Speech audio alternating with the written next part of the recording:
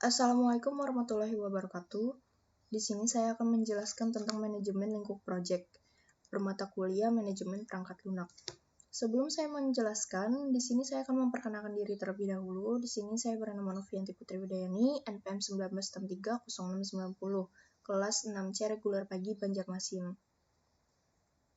Apa itu manajemen scope project? Manajemen scope project adalah acuan yang harus dikerjakan dalam pembuatan proyek.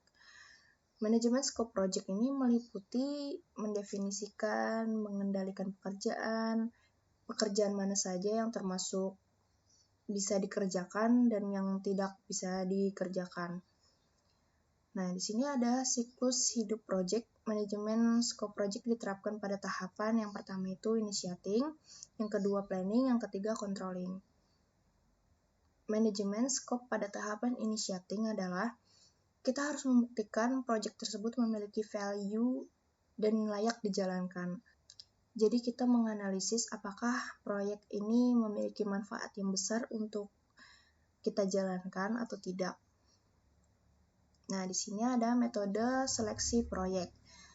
Jadi di sini itu daftar-daftar proyek itu akan dikumpulkan lalu diseleksi kembali. Nah, di sini ada metode yang dapat digunakan untuk menyeleksi proyek. Yang pertama, fokus pada kebutuhan organisasi. Yang kedua, kategorisasi proyek teknologi informasi. Yang ketiga, pengukuran proyek berdasarkan analisis nilai investasi proyek.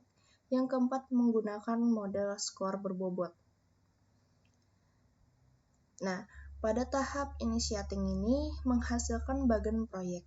Jadi, bagan proyek ini adalah keberadaan proyek yang akan dijalankan dan sasaran hasil proyek tersebut. Nah, di sini ada beberapa struktur ya. Di sini ada judul proyek dan tanggal otorisasi. Nah, seperti pada gambar di samping ini, di sini ada judul yaitu proyek update jembatan Barito. Nah, di sini ada tanggal kapan direnov dan kapan selesai direnovnya. Lalu di sini yang kedua ada nama manajer proyek dan kontak informasi. Nah, di sini ada nama manajer dan ada kontak yang bisa dihubungi. Lalu ada statement. Nah, di sini statementnya sudah disebutkan. Lalu ada ringkasan pendekatan. Nah, di sini pendekatan itu berisi apa sih yang akan kita kerjakan nantinya. Lalu yang kelima itu ada susunan personalia. Nah, di sini sudah ada nama, jabatan, dan tanggung jawabnya apa di proyek tersebut. Lalu ada tanda tangan penanggung jawab, dan di sini ada catatan atau komen terpenting. Manajemen scope pada tahapan planning. Planning dalam bahasa Inggris itu kalau di bahasa Indonesia kan adalah perencanaan. Jadi di sini itu dimulai untuk menentukan goals yang akan dicapai.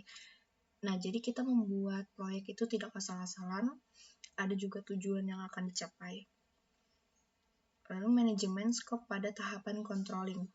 Nah, di sini controlling itu kalau di bahasa Indonesia kan adalah memantau atau mengontrol. Nah, di sini itu memantau kinerja proyek apakah berjalan sesuai dengan manajemen scope proyek yang sudah dibuat sebelumnya. Nah, di sini pun memantaunya menggunakan stakeholder. Stakeholdernya ini digunakan untuk mengumpulkan dokumen-dokumen yang sudah dibuat pada tahap initiating tadi, seperti pada contoh. Mungkin itu saja yang bisa saya sampaikan. Mohon maaf apabila terdapat kesalahan. Wassalamualaikum warahmatullahi wabarakatuh.